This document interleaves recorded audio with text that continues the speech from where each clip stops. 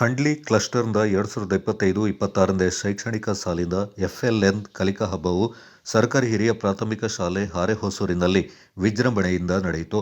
ಕಾರ್ಯಕ್ರಮದ ಅಧ್ಯಕ್ಷತೆಯಿಂದ ಶಾಲಾ SDMC ಅಧ್ಯಕ್ಷರಾದ ಸೌಮ್ಯ ಅವರು ವಹಿಸಿಕೊಂಡಿದ್ದರು. ನಿಡತ ಗ್ರಾಮ ಪಂಚಾಯತ್ ಅಧ್ಯಕ್ಷರಾದ ಅಶೋಕ್ ಅವರು ಕಾರ್ಯಕ್ರಮ ಉದ್ಘಾಟಿಸಿದರು. ಕಾರ್ಯಕ್ರಮದ ಅಂಗವಾಗಿ ಬಣ್ಣ ಬಣ್ಣದ ಟೋಪಿಗಳು, ಕಾಗದದಿಂದ ತಯಾರು ಮಾಡಿದ ಕ್ರಾಫ್ಟ್ಗಳು ಸೇರಿದಂತೆ ವಿದ್ಯಾರ್ಥಿಗಳ ಸೃಜನಶೀಲತೆಯಿಂದ ಪ್ರದರ್ಶಿಸುವ ಹಲವು ಪ್ರದರ್ಶನಗಳು ಗಮನ ಸೆಳೆದವು. ಅಂದದ ಬರವಣಿಗೆ, ಗಟ್ಟಿ ಓದು, ಜ್ಞಾಪಕ ಪರೀಕ್ಷೆ, ಕಥೆ ಹೇಳೋದು, ವಿನೋದ ಗಣಿತ, ಪೋಷಕ ವಿದ್ಯಾರ್ಥಿಗಳ ಸಹಬಂಧದ ವಿವಿಧ ಸ್ಪರ್ಧೆಗಳಿಂದ ಕ್ಲಸ್ಟರ್ನ ಎಲ್ಲ ಶಾಲೆಗಳಿಂದ ಆಗಮಿಸಿದ ವಿದ್ಯಾರ್ಥಿಗಳಿಗೆ ಆಯೋಜನೆ ಮಾಡಲಾಗಿತ್ತು. ವಿದ್ಯಾರ್ಥಿಗಳು ಹಬ್ಬದ ವಾತಾವರಣದಲ್ಲಿ ಉತ್ಸಾಹದಿಂದ ಪಾಲ್ಗೊಂಡು ತಮ್ಮ ಪ್ರತಿಭೆಯಿಂದ ಪ್ರದರ್ಶಿಸಿದರು.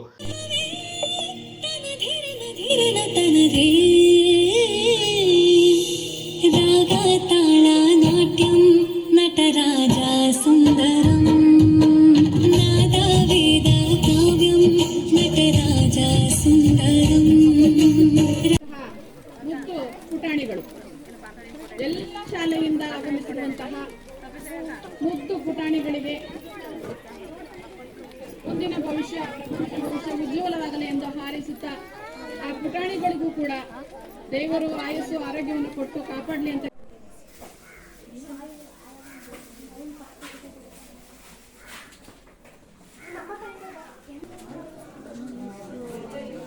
ಒಂದು ಇದಾಗಿದೆ ಅನ್ಸುತ್ತೆ.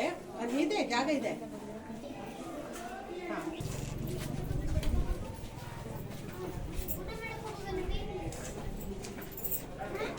ಪಂಚಾಯತ್ ಅಧ್ಯಕ್ಷರಾದ ಅಶೋಕ್ ಮಾತನಾಡಿ, ವಿದ್ಯಾರ್ಥಿಗಳಿಂದ ಹಬ್ಬದ ರೀತಿಯಲ್ಲಿ ಕಲಿಕೆಯಲ್ಲಿ ತೊಡಗಿಸಿಕೊಳ್ಳುವಂತೆ ಪ್ರೇರೇಪಿಸುವ ಶಿಕ್ಷಣ ಇಲಾಖೆಯ ಈ ವಿನೂತನ ಕಾರ್ಯಕ್ರಮವನ್ನು ಶ್ಲಾಘಿಸಿದರು.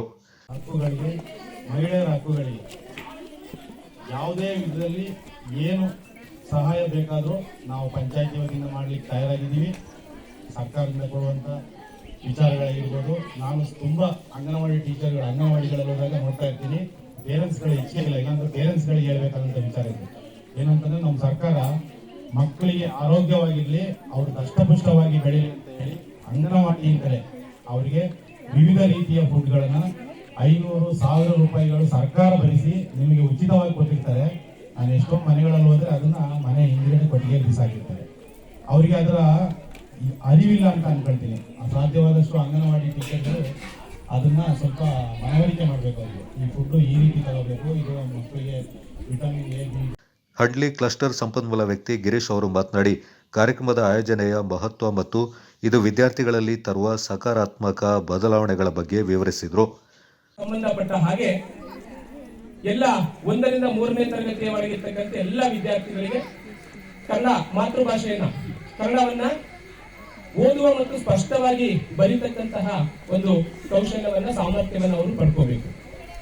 ಜೊತೆಗೆ ಗಣಿತದ ಎಲ್ಲ ಮೂಲ ಕ್ರಿಯೆಗಳನ್ನ ಮಾಡಲಿಕ್ಕೆ, ಕೂಡಿಸೋದಾಗಿರ್ಬೋದು, ಕಲಿಯೋದಾಗಿರ್ಬೋದು, ಗುಣಿಸುವುದಾಗಿರ್ಬೋದು, ಭಾಗಿಸುವುದಾಗಿರ್ಬೋದು, ಈ 3 ಮೂಲ ಕ್ರಿಯೆಗಳನ್ನ ಅವರು 3ನೇ ತರಗತಿ ಮುಗಿಸೋದ್ರೊಳಗೆ ಕಲಿಬೇಕು.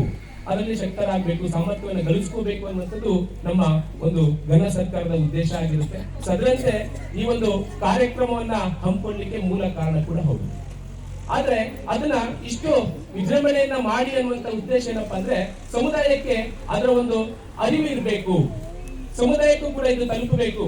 ಅವರ ಒಂದು ಜವಾಬ್ದಾರಿ ಏನಿದೆ, ಮಕ್ಕಳ ಕಲಿಕೆ ಹೇಗೆ ಅನಾವರಣಗೊಳ್ತಾ ಇದೆ, ನಿಮ್ಮ ಮಕ್ಕಳು ಹೇಗೆ ಈ ಒಂದು FLN ಅನ್ನ ಕಲ್ತಿದ್ದಾರೆ ಅನ್ನುವಂಥದ್ದು, ಬುನಾದಿ ಸಾಮರ್ಥ್ಯಗಳನ್ನ ಹೇಗೆ ಗಳಿಸಿದ್ದಾರೆ ಅವರು ಕನ್ನಡ ವಿಷಯಕ್ಕೆ ಮತ್ತು ಗಣಿತ ವಿಷಯಕ್ಕೆ ಸಂಬಂಧಿಸಿರುವಂತದ್ದು, ಮಕ್ಕಳಿಗೆ ಕಲ್ತಿರುವಂತದ್ದು ಅವರ ಪೇರೆಂಟ್ಸ್ಗೆ ಮತ್ತು ಸಮುದಾಯಕ್ಕೆ ಗೊತ್ತಾಗಬೇಕು, ಅವರು ಕೂಡ ಇದರಲ್ಲಿ ತೊಡಗಿಸ್ಕೋಬೇಕು ಅನ್ನುವಂತ ಒಂದು ಉದ್ದೇಶವನ್ನು ಇಟ್ಕೊಂಡು ಒಂದು ಕಾರ್ಯಕ್ರಮವನ್ನ ಕ್ಲಸ್ಟರ್ ಹಂತದಲ್ಲಿ ಮಾಡಬೇಕು. ಅದ್ರ ಜೊತೆಗೆ ಮಕ್ಕಳಿಗೆ ಗೆದ್ದಂತಹ ಮಕ್ಕಳಿಗೆ ಪ್ರೈಸಸ್ ಅನ್ನ, ಪ್ರಥಮ, ದ್ವಿತೀಯ ಮತ್ತು ತೃತೀಯ ಪ್ರಶಸ್ತಿಗಳನ್ನ ಕೊಡಬೇಕು ಅಂತ ಹೇಳಿ ಸರ್ಕಾರ ನಿರ್ಧಾರವನ್ನು ಮಾಡಿ ಈ ಒಂದು ಕಾರ್ಯಕ್ರಮವನ್ನ ಹಮ್ಮಿಕೊಂಡಿರುವಂತದ್ದು. ಸೊ ಅದಕ್ಕೆಲ್ಲ ತಾವೆಲ್ಲರೂ ಕೂಡ ಕೈಯನ್ನು ನಾವು ಈ 4 ದಿನದಷ್ಟೇ ನಾವು ಶಾಲಾ ಪ್ರವಾಸವನ್ನ ಕೈಗೊಂಡಿದ್ವಿ. ಈ ಕಾರ್ಯಕ್ರಮ ಮಾಡೋದು ಅನ್ನೋದು ಹೇಗೆ ಅಂತ ನಾವು ಬಂದಾಗ ನಮ್ಮ ಶಾಲೆಯ ಮುಖ್ಯ ಶಿಕ್ಷಕರು ಹೇಳಿದ್ರು, ಈ ವಿಷಯವನ್ನು ತಲುಪಿದಾಗ ಹೇಗಪ್ಪ ಮಾಡೋದು ಅನ್ನೋದು ಪ್ರಶ್ನೆ ಬಂತು.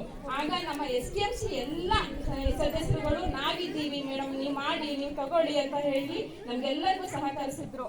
ಹಾಗೆ ನಮ್ಮ ಕವಿತಾ ಮೇಡಮ್ 18 ವರ್ಷಗಳ ಸೇವೆ ನಮ್ಮ ಕವಿತಾ ಟೀಚರ್ ಬಗ್ಗೆ ನಮ್ಗೆ ಹೇಳಕ್ಕೆ ತುಂಬಾ ಹೆಮ್ಮೆ ಆಗುತ್ತೆ. ಟೀಚರ್ ನಿಮ್ಮ ಜೊತೆ ನಾವು STM ಸೇವೆ ನಾವೆಲ್ಲರೂ ಇದ್ದೀವಿ. ನೀವು ಯಾವುದೇ ಕಾರ್ಯಕ್ರಮಗಳನ್ನ ಕೈಗೊಂಡು ನಾವೆಲ್ಲರೂ ನಿಮ್ ಜೊತೆ ಇರ್ತೀವಿ ಅಂತ ಹೇಳ್ತೀನಿ. ನನ್ನ ಕವಿತಾ ಟೀಚರ್ ಬಗ್ಗೆ ಒಂದು ಕವನ ಹೇಳ್ತೀನಿ.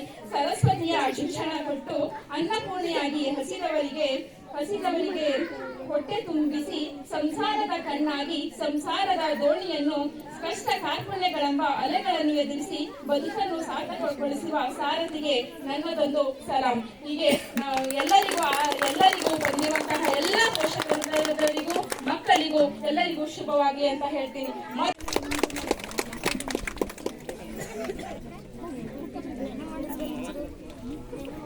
ಹಾಗೆಯೇ ಗಿಡ್ಡ ಶಾಲೆಯ ಬೇಡವಾ? ಸ್ವಲ್ಪ ಹಿಂದೆ ಬನ್ನಿ, ಸ್ವಲ್ಪ ಹಿಂದೆ ಬನ್ನಿ, ಚೂರು ಹಿಂದೆ.